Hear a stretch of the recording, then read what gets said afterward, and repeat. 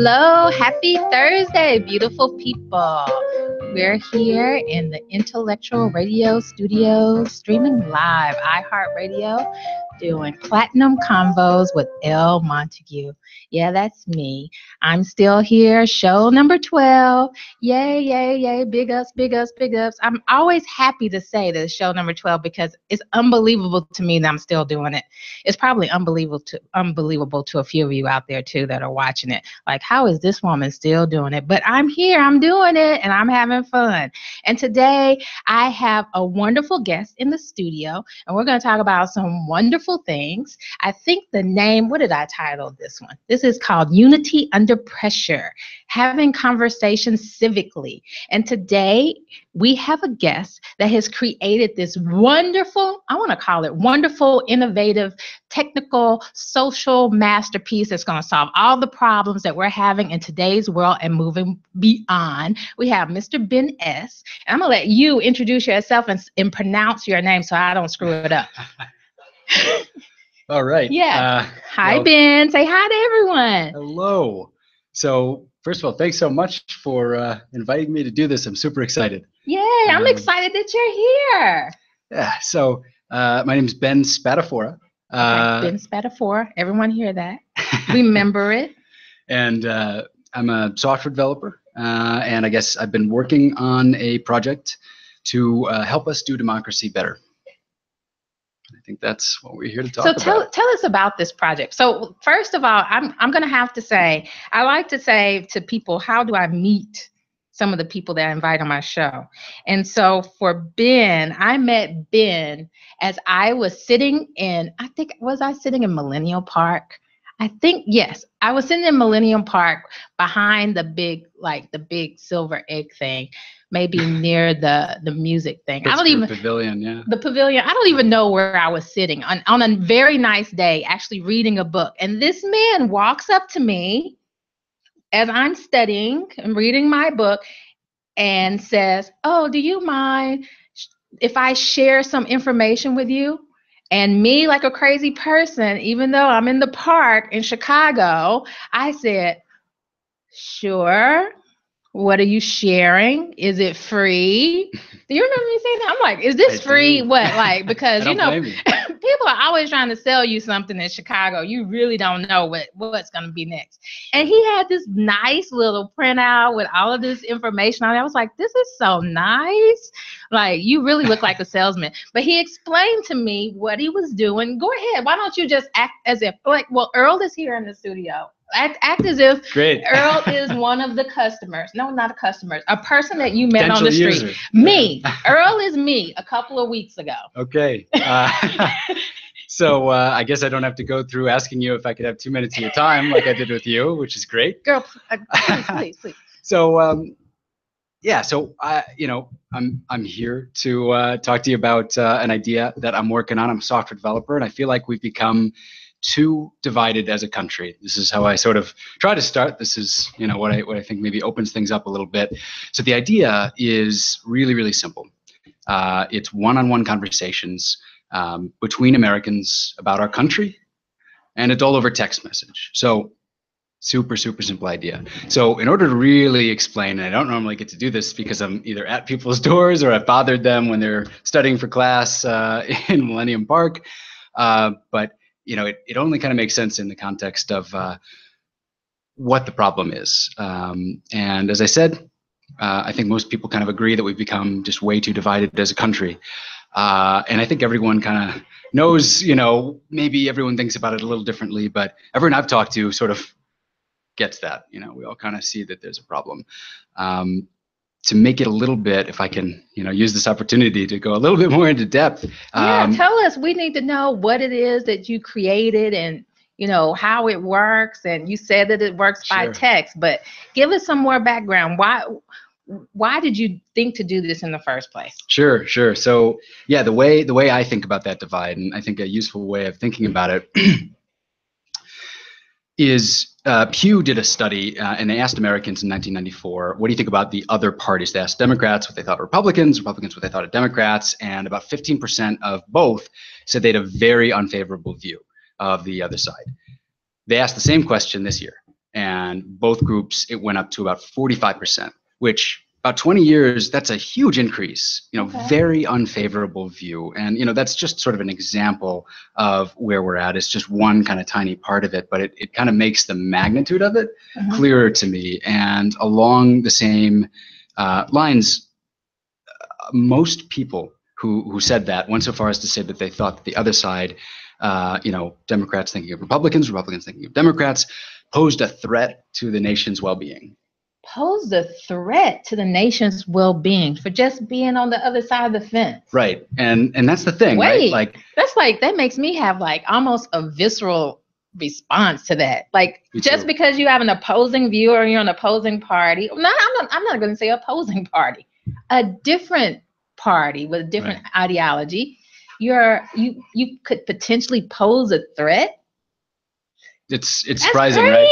And of course, politics is always going to involve some degree of conflict. People disagree. In a democracy, people get to do and people get to think what they want to think, and that's a beautiful thing. That's what it needs to be. So there are going to be differences, disagreements, and people get passionate because the stakes are really high when it comes to politics too. So people are going to disagree, but it's a different thing to say that the other side poses a threat. That's like calling them an enemy, and that's what it feels like these days, that we're thinking of each other as enemies in this country, and that I don't think we can do that. I don't think that works. I feel like that, especially when you're on social media and you see all of the name calling because you're in a different party. What do I see all the time? Right. Libtard. I don't understand that word, but I don't know who made up libtard, but that is I really don't like that name, libtard, snowflake, libtard. All the name bashing. What's the new one for the Republicans that don't agree with Donald Trump at the time? Now they're called rhinos, right? Have you seen that name? Yeah, they're rhinos. We need to get them out. So I'm like, oh, really? Social media has really, really tainted my view in terms of people being respectful to one another just because they disagree. Totally. So when you heard this, the statistics, so I'm imagining that you actually, instead of, you did think it through and say, okay, maybe this is not a good thing, but you felt something about it, felt something so much that you decided, hey, should I create? I mean, how did the idea come? I'm stuck. How did the idea from just, having that knowledge or that data point or the feeling, what happened to make you create this next step or go to the next step? Right.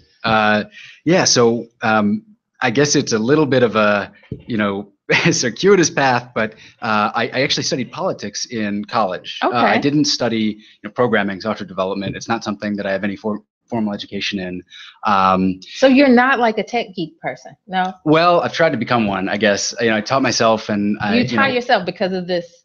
Well, or did you do that before? That's the thing. I taught myself before I started this. Okay. But the reason I decided to try to learn programming was I was working on President Obama's re-election campaign as a field organizer. And so, politics for a while has been something that I've been involved in.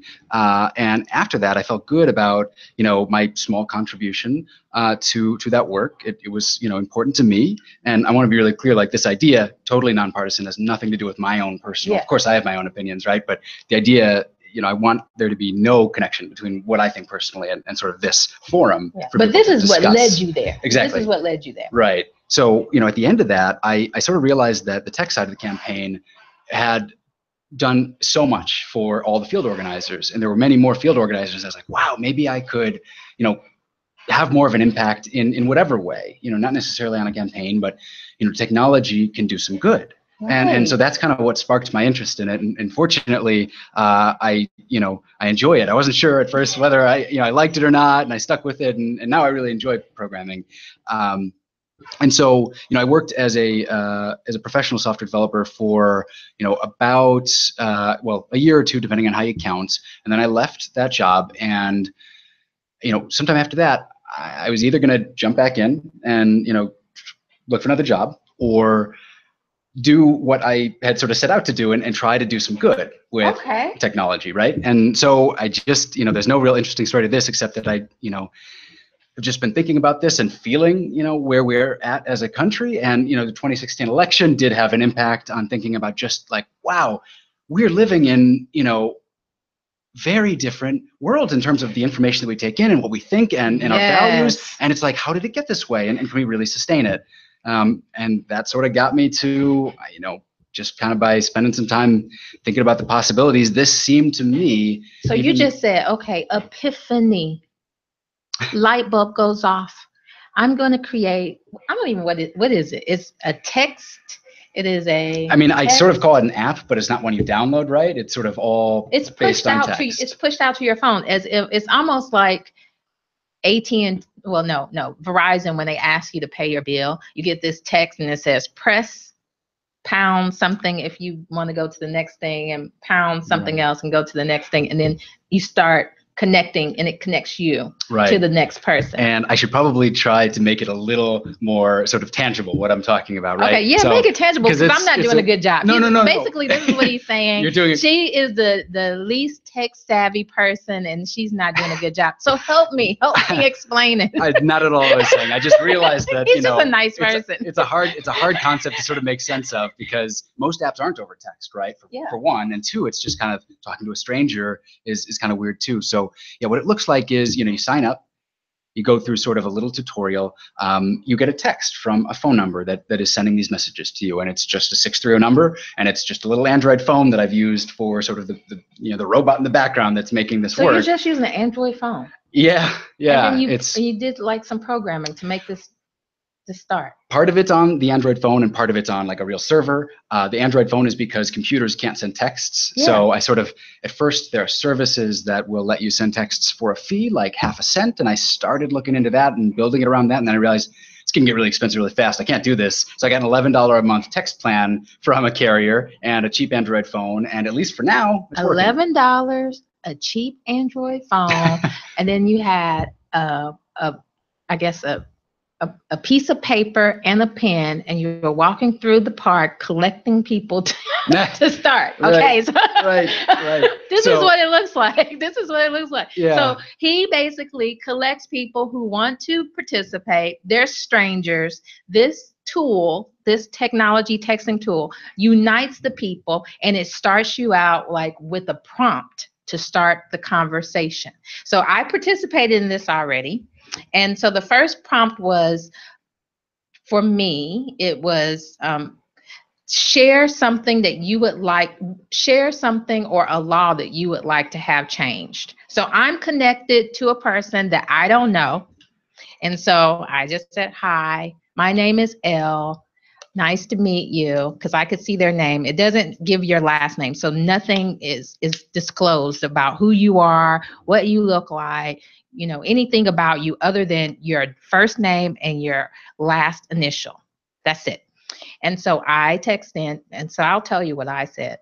I think that the law should change about drug use. I don't think that drug use should be criminalized unless for addiction and for use, you should only be criminalized if you commit a crime like theft, murder, or something like that. But drug use, to me, shouldn't be a crime. That's how I responded. And then the person on the other end also said, I think he just said, I think recreational drugs should be legal. And then we started a conversation. So I asked him, why do you think that? What do you think the benefits would be of that? And he shared a lot of text. And we text back and forth on this subject for about 2 days. Seems like it was 2 days. So it wasn't a lot of time. And my reason for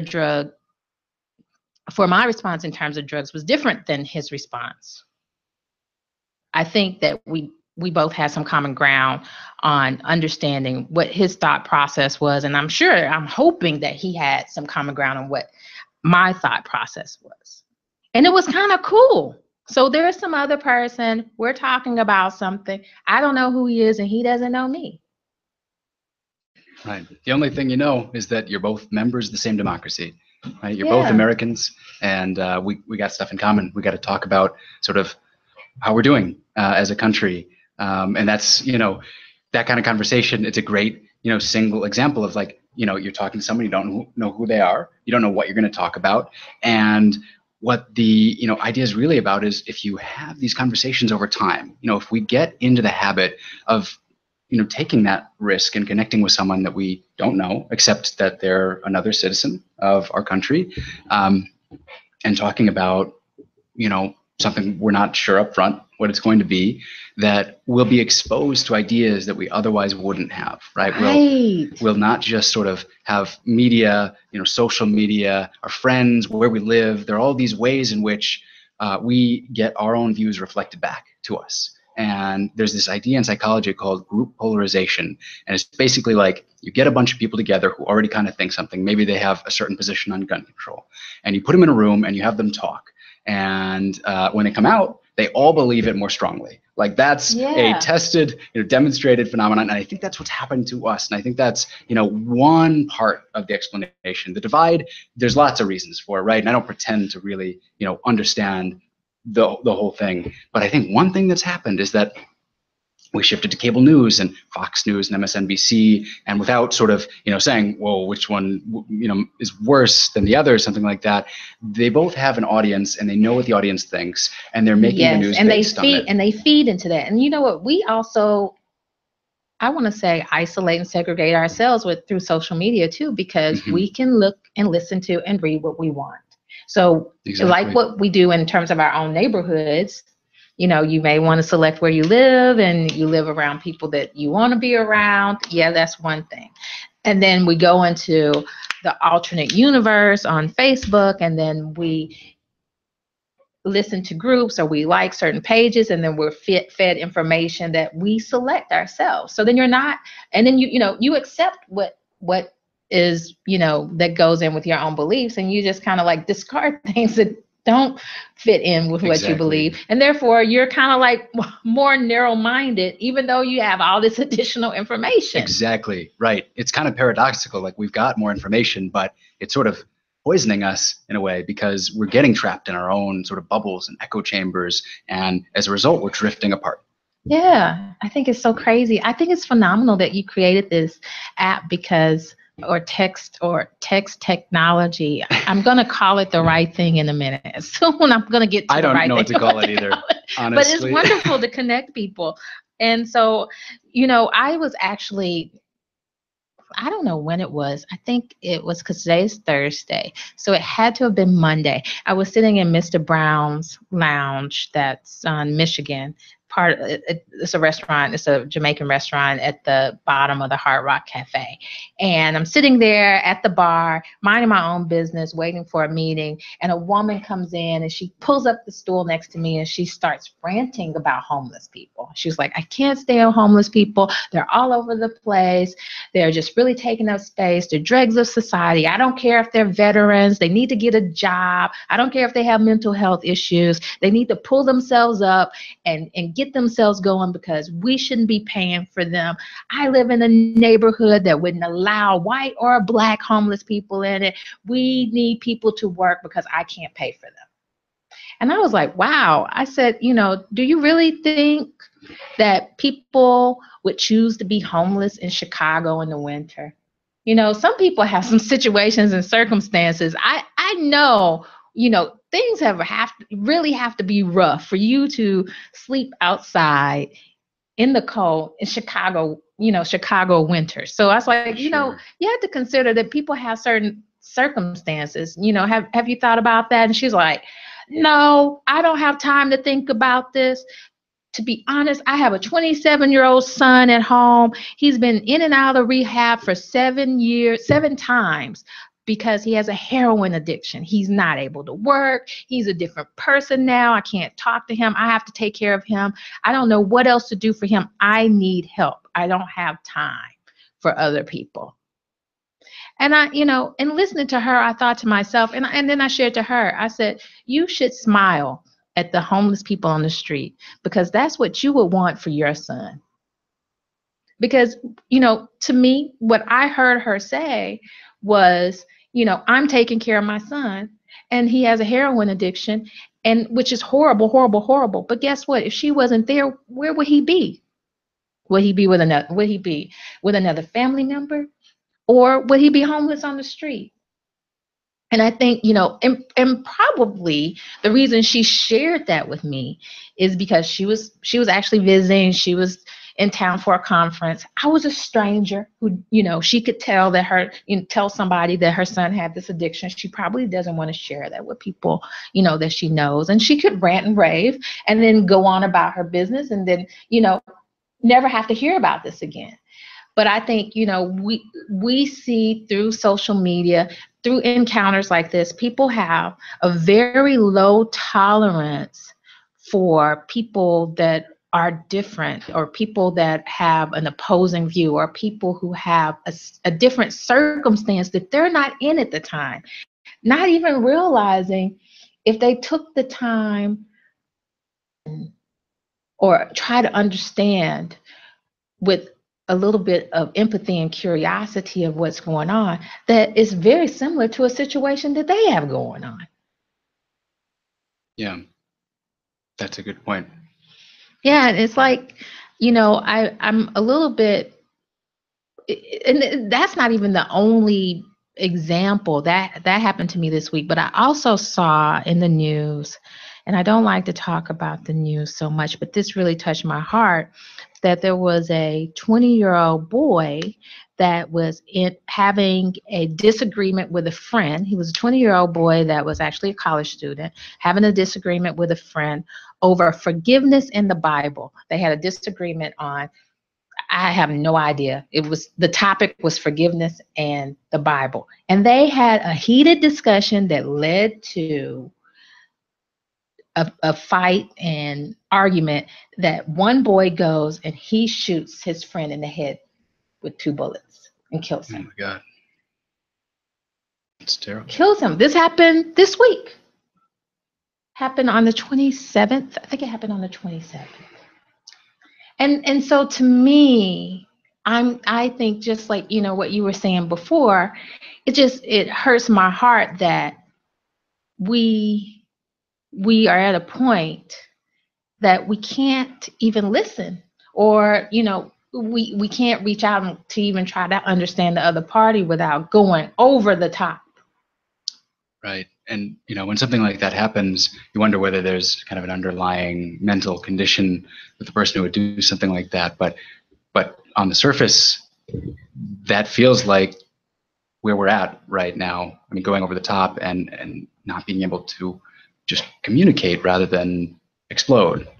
Then explode. So, when I think about you and what you've done, I think it's fabulous, for you to actually have an idea and then you put it into play. Like, did you feel as if there were some stumbling blocks or some challenges or anything that would be in the way that made you have second thoughts about even trying to put it together? Totally. Definitely. I mean, there was and still is a whole bunch of uncertainty.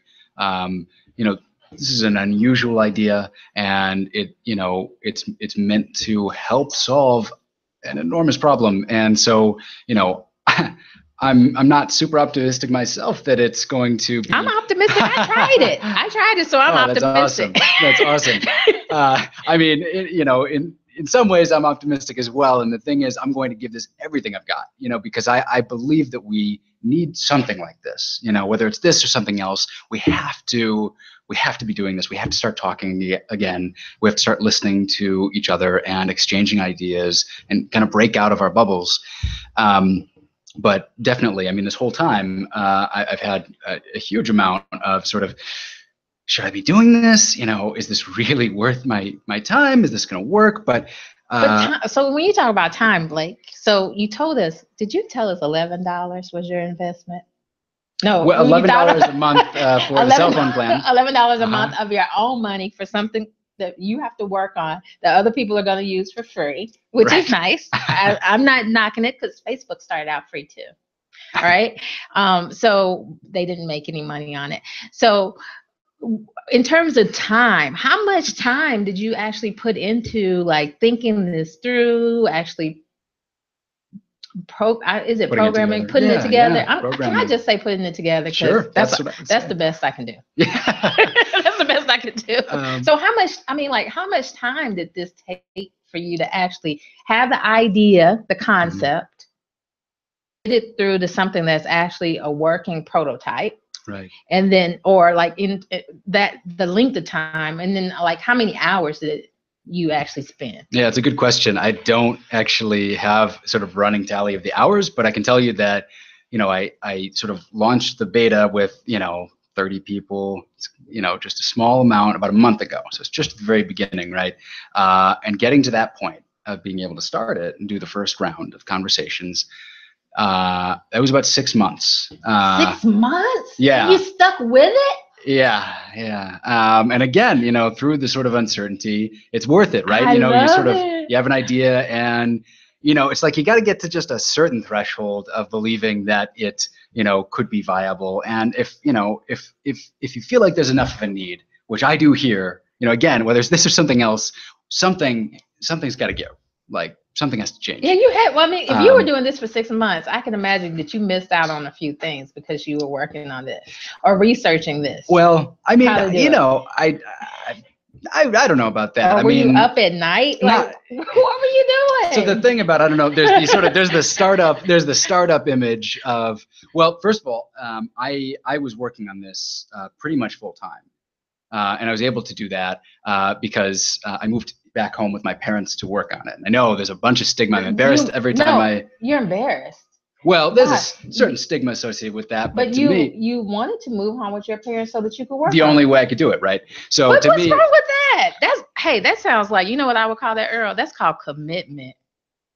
When you can move back in because you believe in something, move back in with your parents because you believe in something so that you can work on it and create something. Right. Well, thank you. I'm glad. You get a high five from me. All right. Hey, I'm back in the 80s and 90s with a high five. Love it. So yeah. So if I hadn't done that, there's no way I would have done it. Right. There's no way I would have been able to do this. And 6 months. It sounds like a long time, and it is.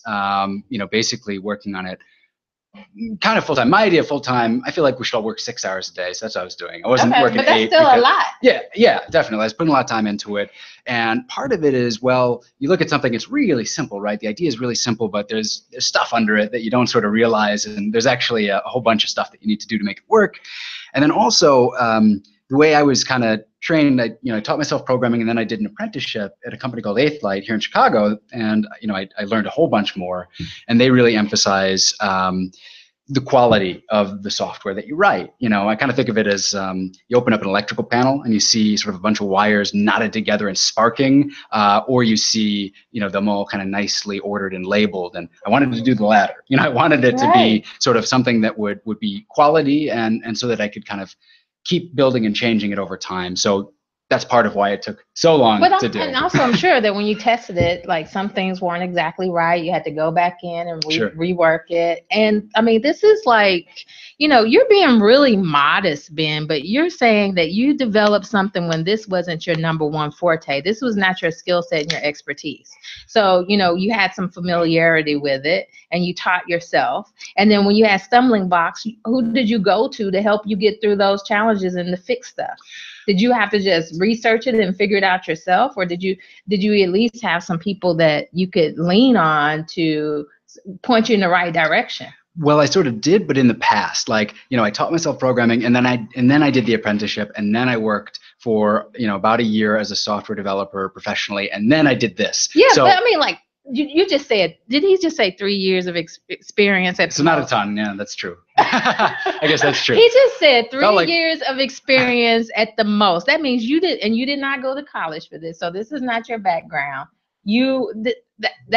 Okay. So that to me is novice level experience in terms of training. And you taught yourself. You taught yourself. That's amazing. Well, thanks. I'm happy about it, because now I'm doing with it what I wanted to, I gave it a shot because I saw like, hey, I think this could be used for some cool stuff. And right now, so much is being done with it, right? But most of it is like, hey, look at how much money we can make, which, hey, what's wrong with that, right? People gotta live and, but it's like, well, hey, let's not forget about some of the things that, I never planned for it to make money at some point. At this point, it's like $11 a month, right? A little more for the server, but it's really cheap, right? So hopefully I can keep it really cheap for as long as possible. So that's like $150 a year. super cheap, right? I Yeah. mean, so Yeah. so I hope that that's kind of it's possible to continue that way, as you know, for a long time. At some point, maybe have to sort of ask for some donations, but I never want to sort of really make it ad based or Oh anything like yeah, that but if it at can be some point avoided. that you can, and then who knows that maybe you stumble upon something that's very novel that no one else is doing, or you created something that was novel in the way that you created your technology platform that we're talking about here called Civicly. Because I'm just gonna call it technology platform that That somebody sounds else good. wants to license from you. You Never have to know. think about that. Like you could look at some IP and just to make sure that, you haven't mistakenly done or, had some serendipity in terms of coming up with something that no one else is doing. Right. That someone would need a license from you. Anything is possible. That's true. That's true. I mean, I guess, I've never kind of lost my college idealism. And I guess it's like, even if someone were to like take this idea and do it better, like great, I want us to like move back from the brink here as a country, Yeah. so it's like any way that this can happen, I want it to. And so, this really, isn't about finding a way to make money. So what were your friends thinking? It sounds as if you didn't really want to tell your friends too much because you're very humble about moving back in with your parents, which I don't see a problem with that for the greatness that you've created. It was well worth it. But, did your friends have anything to say or were they encouraging? It's a mix. It's a mix. I think they wouldn't tell me, but I think some of them think I'm a little crazy. That's all right. So some of them, some of them have been super helpful in terms of having conversations about it and sort of bouncing ideas off of them. And some of them have really like, oh yeah, like I see where you're coming from here. Like, what if you did this, and sort of brainstorming different ways to give shape to the project. So it's been a mix, I guess. So how did you keep yourself motivated? So if it was, when you did have these rough days so that you could keep going on to the next day and not give up on it?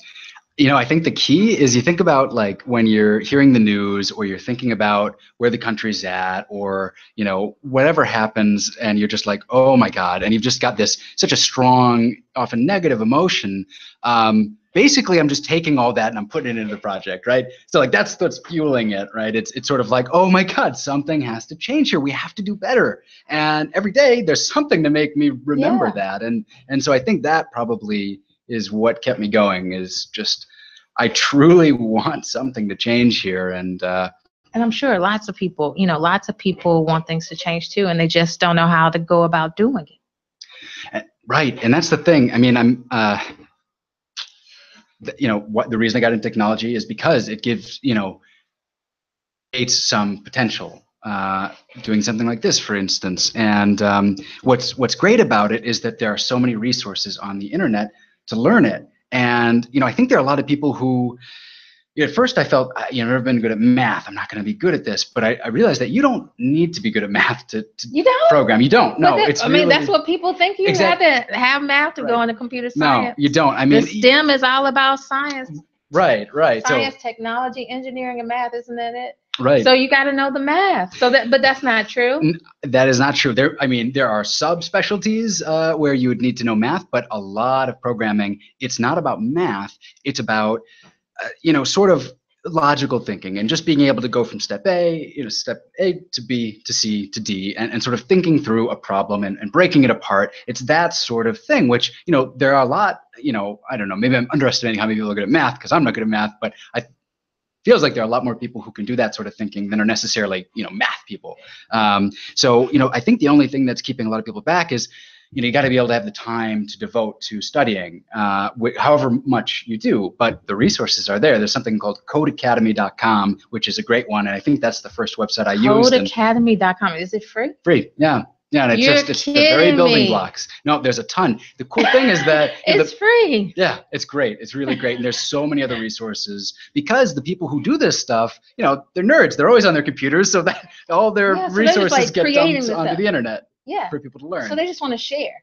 Yeah. And upgrade it just to, I hear that people just like, want the notoriety or the publicity of just popularity of having the best thing out. So they just want to create it and share it for free. Sure. And then go on to the next thing. Sure. So Code Academy. And so like how many hours? Like I'm interested in this because I'm not good at math and I need some like technology stuff. I've been wanting an app. I have this app idea that I've been wanting to do for a while. And I'm like, okay, I need to find someone to build an app for me. But now listening to you, I'm like, if I just, instead of watching football on the weekends, maybe I should go to Code Academy and start learning how to. You totally should. Because I think it's all about ones and zeros, like 1 0 1 0. Because I'm thinking about binary coding, but it's beyond that. No, it's really not. It's really much more of it's a lot closer to English than it is to binary right now. Oh. Yeah, when you write, a program, you are, you're saying, if say a really simple example would be if 2 + 2 = 4, then print 4 to the screen. That's a really silly example, but you're sort of if then there are English words that you're using, and yes, you have to learn what each of them mean. There's something called a for loop, but really all that is you say, okay, let's print 4 to the screen 5 times. That's what a for loop does, and you just learn these basic building blocks, which are oftentimes English words, and then you sort of put them together, and it's one of those things where the building blocks are super simple, but once you learn them and learn sort of a little bit about how techniques for assembling them, you can build really incredible things with just some small building blocks like that. That's exciting and amazing. I had no idea.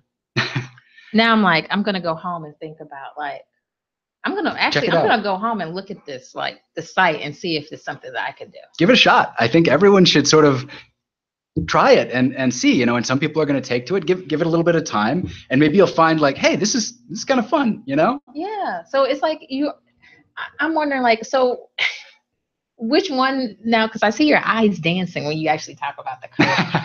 I'm like, which one really is your passion? Is your passion more the political stuff now, or is your passion more into the tech side? If you had to choose, or do you have a passion somewhere else that I don't know about? No, the political side, the civic side of things still, because that's why I got into tech, I guess. But it's funny because for a while I was learning it, I was like, this is kind of fun, but I didn't know if I would really love doing it. And at this point, finally, after a couple years of doing it, it's like, no, I really like this. It's enjoyable at this point.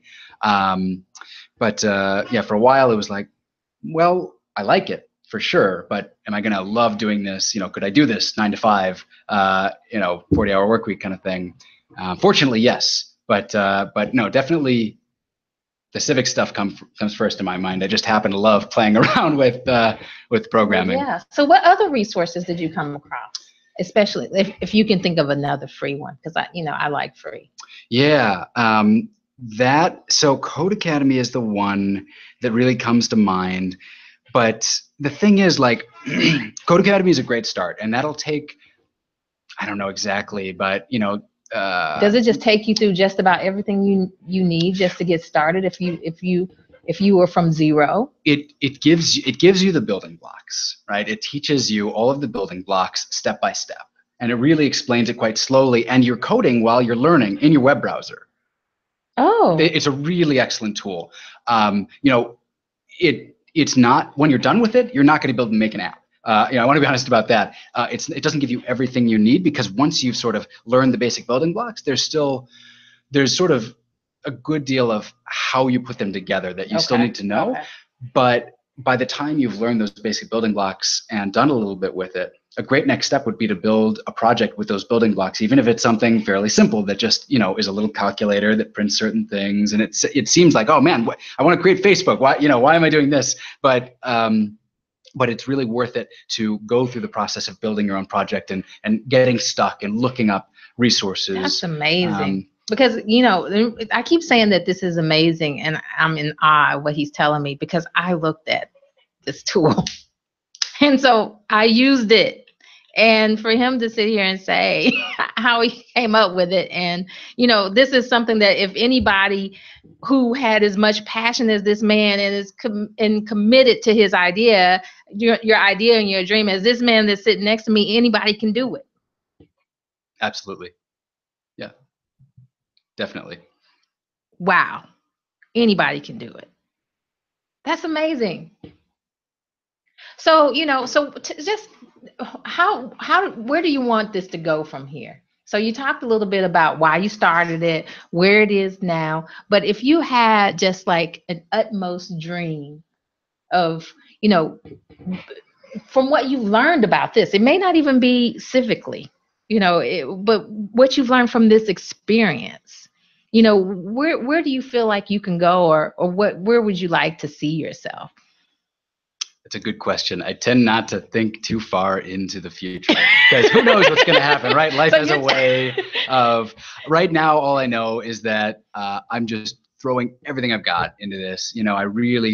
I want it to work, or I want something like it to work, but, I haven't seen anything quite like it. And so great, if this can make an improvement, I will be so happy. And so I'm just trying to figure out how to make that happen. And, pretty soon, I haven't quite gotten to the point. I've been doing a little bit of canvassing, but pretty soon I'm going to have to think about, how do I get more people on board with this? Yeah, yeah. And I think, like what we had the two examples, well, the examples that I had in terms of people that I met on the street, I think that this tool would definitely help, and for me, being a person who works with teams and having a lot of conflict management and resolution, experience and training, is that, one is that when someone comes to you and creates a conflict, because we're going to have conflict, which is that everyone's not going to agree. We live in a society with other people. You have other people in your house. You see other people on the street. Everyone is not going to have your mind, and there's going to be a conflict. It's inevitable. It's inevitable. But, we look at conflict in such a way that instead of conflict being a negative thing, let conflict be a possibility for you. And so, possibility meaning that you can expand yourself into a realm of, or have an understanding of something that you didn't have previously. Or maybe you can share and impart upon the other person something inside of you that can enlighten them. So, the first thing is that when you first have a conflict or a disagreement with someone is the feeling of being attacked. Someone says something that's contrary to your belief, and that's something that you don't believe in. And then you say, okay, that person doesn't believe what I believe. That person is attacking me. I feel attacked. So I have to defend my stance. And once you start defending your stance, you're no longer listening, which is the problem. And then, so the first thing is, when you feel attacked, is to squash that. Don't feel attacked. It's not personal. Someone's just saying something that's different. So it's not an attack. It's just to dispel the attack. And then the second thing is, once you realize that someone has something different to say than you listen creatively. You listen with curiosity, and you try to understand, why is this person saying this? Get down to the root of, why is it that they're saying something different than you? And how can you explain your stance or give information so that you can get to a higher level of understanding between the two of you? Maybe something mutual, or something that, that you can basically reconcile your differences. And you may not ever reconcile your differences. That person might just have a difference, and then you have a difference, and then it's all different.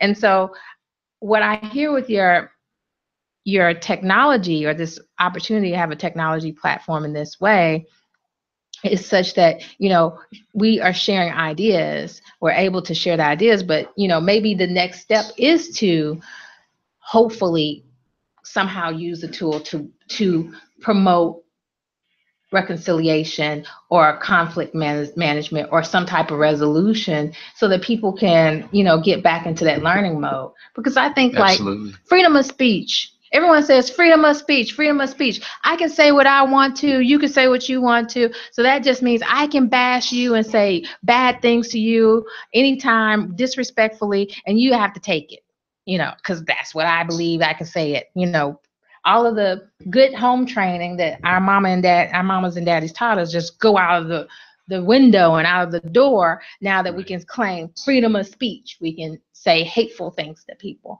And it's almost like we've gone back in time in that respect, that we don't know how to talk to each other.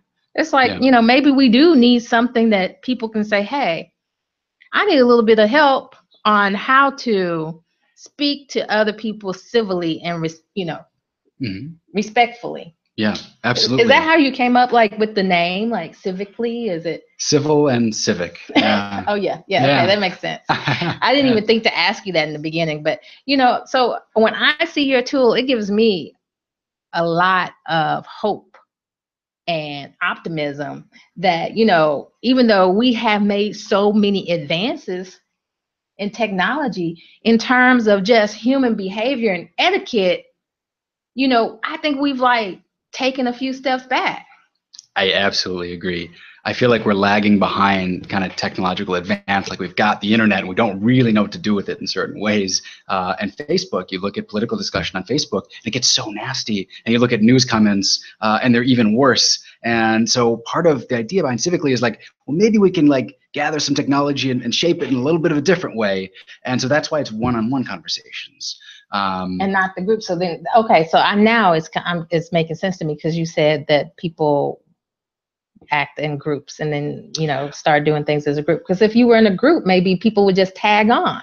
I think that's one thing that happens, is that like trolling or nastiness tends to come out of having an audience, and people are going to bandwagon on or whatever happens or just stir the pot. If it's you and another person, I mean, no, it's not going to get rid of every instance, but it's really going to push that sort of thing down because there's much less of an incentive. It's just you and them. There are fewer people who would want to be mean to someone in that way than just totally anonymously in a group on the internet. Right. Like I saw the Wendy Williams thing. Wendy Williams. Did you see Wendy Williams? I did when you shared it with me. I did. I didn't know who she was, I have to admit, before that. I shared it with you? I don't even remember sharing it with you. But yeah, so Wendy Williams this week, she had a fainting spell in which she was speaking. She missed, she didn't say a word correctly. I think she wanted to say guess, but she said caress. And then her eye starts blinking. And it looks as if she's having a seizure or a stroke. Yeah, it was really scary. And she faints on air. And, just to see so many people saying nasty things without having the information about someone's health, and it speaks back to, and nobody knows. I mean, what if this woman had a stroke and died and you said something nasty about her? That's just like a horrible, just horrible thing to do.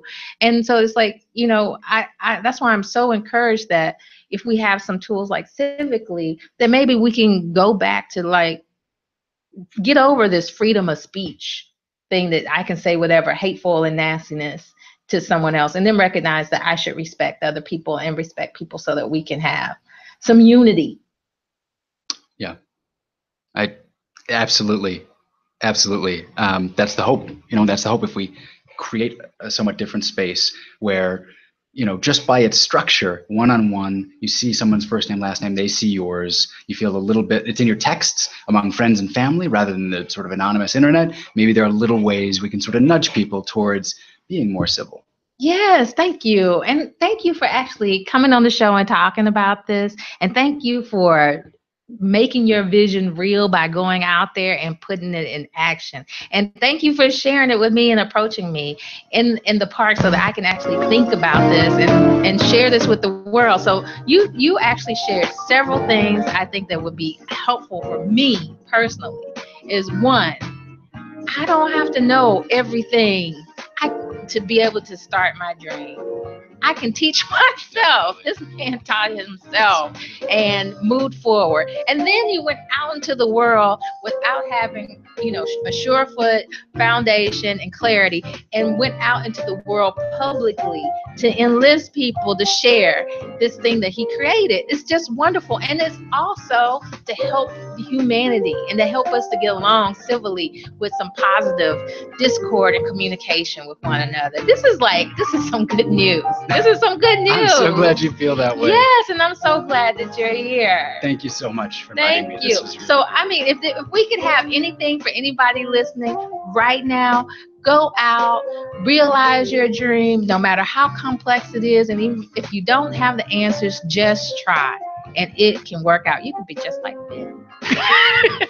So everyone take that into account. And it's Thursday night, and have a wonderful night.